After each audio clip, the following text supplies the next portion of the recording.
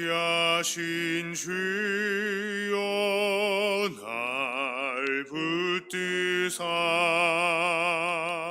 주께로 날마다 더 가까이 저 하늘 나라 나 올라가 구주의 품 안에 늘 안기어 영생의 복 받기 원합니다. 봉헌할 물건 나 없어도 날마다 주께로 더 가까이 내 죄를 주께 다고하니 주님의 보혈로 날 씻으사 눈보다 더 희게 하옵소서. 안악한 마귀 날 꿰어도 주 예수 앞으로 더 가까이 이 세상 속함 의어영심 또 주한 생각을 다 버리니 정결한 마음 내게 늘 주소서. 이 세상 내가 살 동안에 주께로 날마다 더 가까이 저배는 천국 나 들어가 한없는 복락을 다 얻도록 풍성하는 해를 주옵소서. 아멘.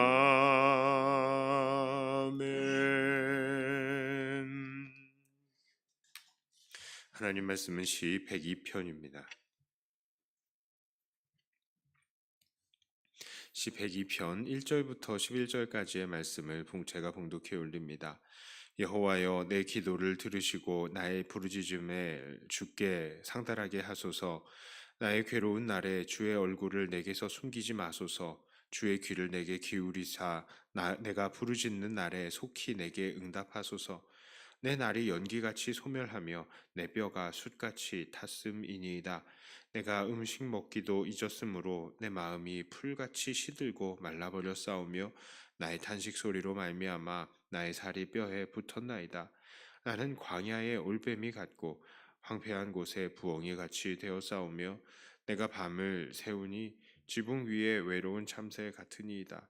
내 원수들이 종일 나를 비방하며 내게 대항하여 미칠 듯이 날뛰는 자들이 나를 가리켜 맹세하나이다. 나는 죄를 양식같이 먹으며 나는 눈물 섞인 물을 마셨나이다. 주의 분노와 진노로 말미암음이라. 주께서 나를 들어서 던지셨나이다. 내 날이 기울어지는 그림자 같고 내가 풀에 시들어짐 같으니이다. 아멘. 예, 오늘의 시에는 한 가지 두드러진 특징이 있습니다. 그것은 시인이 자기 민족의 고통을 바로 자기의 고통처럼 여기고 있다는 것입니다. 1절부터 11절까지 우리가 함께 읽은 본문에서는 시인의 호소와 고통이 잘 나타나 있습니다. 시인은 하나님께 부르짖으며 내 기도를 들어달라, 내 기도가 상달되게 해달라라고 말합니다. 그러면서 자기가 당한 상황을 이야기하는데 그는 그 뼈가 숯같이 탔을 정도다라고 말을 합니다. 음식을 먹기를 잊었다고 하고요. 살이 뼈에 붙을 정도다라고 합니다. 그 모든 이유는 바로 주께서 분노와 진노를 내리셨기 때문이다라고 하죠. 10절을 보니까 하나님께서 이 시인을 들어서 던지셨기 때문이다라고 이렇게 이야기를 합니다. 그렇습니다. 1절부터 11절까지의 내용을 본다면 분명히 이 시는 한 개인이 하나님 앞에 살려달라라고 호소하는 호소입니다. 그런데 이 시가 개인적인 시가 아닌 이유가 있습니다. 우리는 그것을 13절에서 찾을 수가 있어요. 주께서 일어나사 시온을 긍휼히 여기시리니 지금은 그에게 은혜를 베푸실 때라. 정한 기한이 다가오미니이다. 자, 시인은 주께서 시온을 긍휼히 여기실 것이다 라고 말을 합니다. 결국 이 시온의 은혜를 베풀 때가 다가온다라고 하는 것이죠. 이것을 볼 때 우리는 시인이 당하고 있는 고난과 아픔은 더 이상 그의 개인적인 것이 아니라는 것을 발견할 수 있습니다. 그렇습니다. 시인은 바로 그의 민족의 고통을 자기의 고통으로 여기고 하나님 앞에 호소를 하고 있는 것입니다.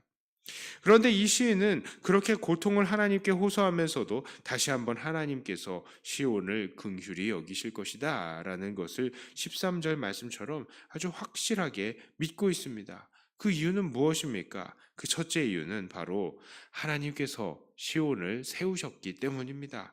16절에 이렇게 말해요. 여호와께서 시온을 건설하시고 그의 영광 중에 나타나셨음이라. 그렇습니다. 시온은 다른 이가 아니라 바로 하나님께서 세우신 장소입니다.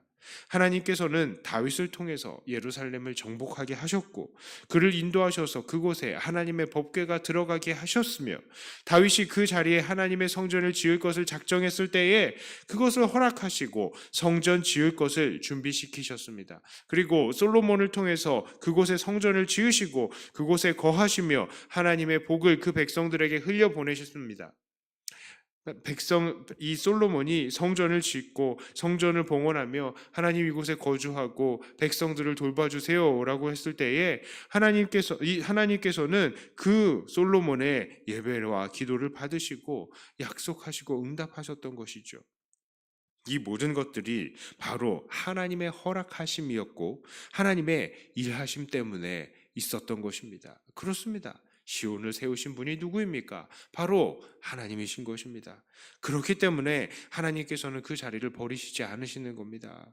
정말 그럴 것이 하나님께서는 이 시온을 다스리는 이 다윗의 후손에 대해서 약속하셨어요. 사무엘하 7장 14절부터 15절까지 나는 그에게 아버지가 되고 그는 내게 아들이 되리니 그가 만일 죄를 범하면 내가 사람의 매와 인생의 채찍으로 징계하려니와 내가 네 앞에서 물러나게 한 사울에게서 내 은총을 빼앗은 것처럼 그에게서 빼앗지는 아니하리라. 그렇습니다. 하나님께서는 하나님의 전적인 택하심으로 다윗의 왕조를 택하셨고 그를 통해서 시온을 세우셨습니다. 그러므로 하나님께서는 결국 이 시온을 회복시키시고 다윗의 후손이 다스릴 수 있는 나라를 회복시키실 것입니다. 그래서 그렇게 하셨죠. 예수님을 통해서 온전하게 이것들을 이루지 않으셨습니까? 자, 이제 하나님께서 시온을 긍휼히 여기실 두 번째 이유를 나누어 보겠습니다. 하나님께서 시온을 긍휼히 여기실 두 번째 이유, 그것은 바로 하나님의 성품 때문입니다. 17절에 이렇게 말하죠. 여호와께서 빈궁한 자의 기도를 돌아보시며 그들의 기도를 멸시하지 아니하셨도다. 시인은 지금 하나님께서 늘 지금까지 빈궁한 자의 기도를 돌아보시고 그들의 기도를 멸시하지 않으시는 자비하신 하나님을 주목합니다. 그렇습니다. 하나님은 그런 자비의 하나님이시고 이스라엘의 역사 가운데서도 늘 그렇게 자비롭게 일해 오셨던 것이죠. 하나님은 아브라함의 집에서 쫓겨난 하갈의 기도에 응답하신 하나님이고, 자식이 없어서 고통 속에서 부르짖는 한나의 기도에 응답하여서 자식을 허락하신 하나님이십니다. 또한 하나님은 애굽 백성에게, 애굽에서 신음하는 백성들의 이 고통을 들으시고 그것에 응답하셨고, 그래서 그들을 애굽에서 구원해 주셨던 것이죠. 그리고 가나안 땅에서도요, 이방 족속들이 쳐들어와 가지고 그들에게 정복을 당할 때마다 이들은 하나님께 부르짖었고, 하나님은 그럴 때마다 사사들을 보내셔서 그들을 구원해 주셨던 것입니다. 그렇습니다. 하나님은 늘 빈궁한 자, 불쌍한 자, 갇힌 자들의 기도를 돌아보시고 그들의 기도를 멸시하지 않으셨습니다. 그러므로 시인은 당시 그렇게 피폐해진 이 시온을 위해서 기도할 때 하나님께서는 분명히 그 기도에 응답하실 것을 믿고 있었던 것입니다. 자, 그렇다면 오늘 우리들은 이 시를 통해서 무엇을 도전받아야 하겠습니까? 첫째로 우리 교회가 당한 현실을 나의 일처럼 여겨야 한다는 것을 도전받습니다. 오늘 시인이 시온에 당한 일이 바로 자기의 처지다라고 생각을 하고 하나님께 호소했던 그 마음을 우리도 닮아야 하는 것입니다. 오늘날 우리 교회는 어떻습니까? 점점 더 믿음의 용사들이 줄어들고 젊은이들은 교회들을 떠납니다. 세상은 점점 더 악해져서 교회에는 별로 도움이 되지 않습니다. 이런 상황 속에서 우리들은 하나님 앞에 어떻게 나아가고 있습니까? 그래도 우리 교회는 그나마 괜찮으니까 안심하면 끝일까요?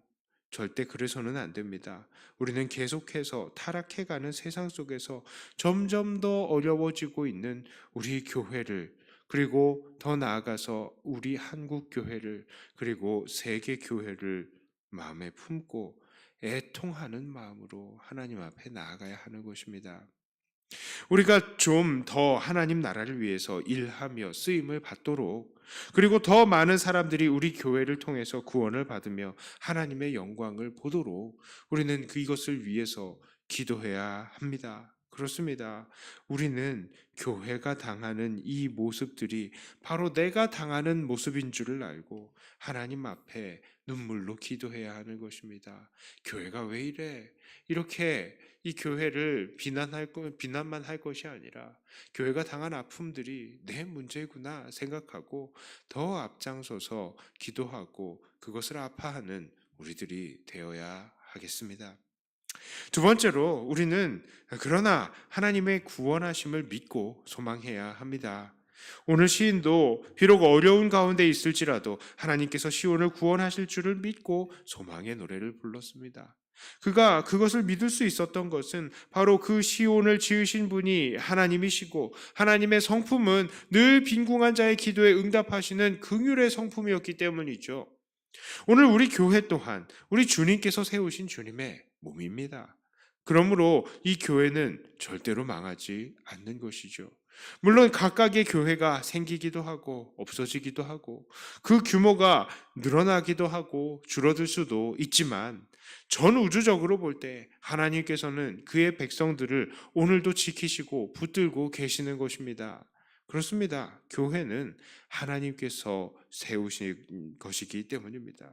그리고 우리 하나님께서는 우리의 눈물의 기도를 절대로 멸시치 않으십니다. 하나님은 긍휼의 하나님이시기 때문입니다. 그러므로 오늘 우리들도 하나님의 구원하심을 믿고 소망해야 합니다. 낙심하지 말아야 합니다. 그리고 또 누가 압니까? 우리의 이러한 눈물의 기도에 하나님께서 응답하시고 우리들에게 오늘 다시 부흥을 주실지 그것은 아무도 모를 일입니다. 그렇습니다. 하나님께서는 우리의 기도에 응답하셔서 하나님 나라의 영광을 마지막 날에 우리들에게 반드시 보여줄 것이 분명하지만 그것 말고도 하나님께서는 다시 한번 이 나라의 민족의 부흥을 허락하실지 그건 아무도 모를 일입니다.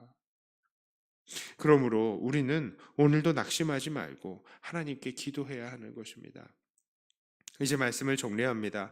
오늘 시인의 이런 기도를 통해서 우리는 큰 도전을 받습니다. 그러므로 우리는 오늘 우리 교회가 처한 모습을 하나님께 내어드리며 그것이 나의 모습인 것처럼 아파하고 기도하되 낙심하지 마시고 하나님께서 분명히 이 교회를 회복시키시고 하나님의 영광을 보여주실 것을 믿고 소망해야 할 것입니다. 이런 소망의 기도와 삶을 통하여 하나님께서 영광을 받으시고 또 우리에게 큰 은혜를 주실 줄을 믿습니다. 늘 이런 기도를 통해 하나님께 쓰임 받으며 교회의 부흥을 경험하시는 사랑하는 백동교회 모든 성도님들이 다 되시기를 주님의 이름으로 축복합니다.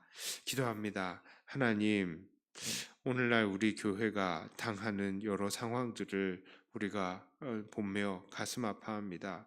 하나님, 교회의 규모들이 줄고 있고 복음 전하기가 점점 더 어려워지고 있습니다.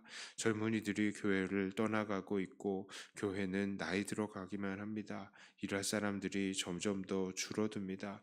이런 모든 상황들을 볼 때에 답답합니다. 가슴 아픕니다. 하나님, 우리가 이 가슴 아픈 마음을 나의 문제처럼 생각하고 기도하오니 하나님 우리를 불쌍히 여기시고 우리가 교회의 문제들을 내 문제처럼 여기고 아파하는 만큼 하나님께서는 우리를 보시고 또한 아파하고 계시는 줄을 믿습니다. 하나님, 교회를 향해서 우리가 이런 마음을 갖고 있으니 하나님도 우리를 향해서 이런 마음을 가진 줄 알고 우리가 안심하고 하나님 앞에 기도할 뿐입니다. 우리가 기도할 때에 응답하시고 우리를 불쌍히 여겨 주시옵소서. 우리 교회를 세우신 분이 하나님이시며 우리 하나님은 긍휼히 여기는 분이시니 우리의 기도를 분명히 듣고 응답해 주실 줄을 믿습니다. 하나님, 특별히 우리 백동교회를 불쌍히 여겨 주시고 교회가 더 주 안에서 든든히 일어설 수 있도록 주님 붙들어 주시옵소서.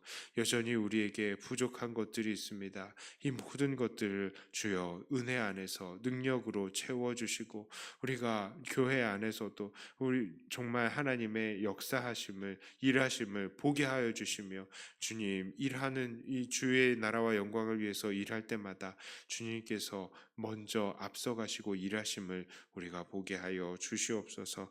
이 시간 기도하오니 하나님 이 기도 시간 주께서 우리에게 할 말들을 넣어주시고 기도할 거리들을 우리가 깨닫게 하여 주시며 주님 우리의 입술로 주님의 뜻을 고백하는 이 시간이 되게 해 주시옵소서. 예수님 이름으로 기도드리옵나이다. 아멘.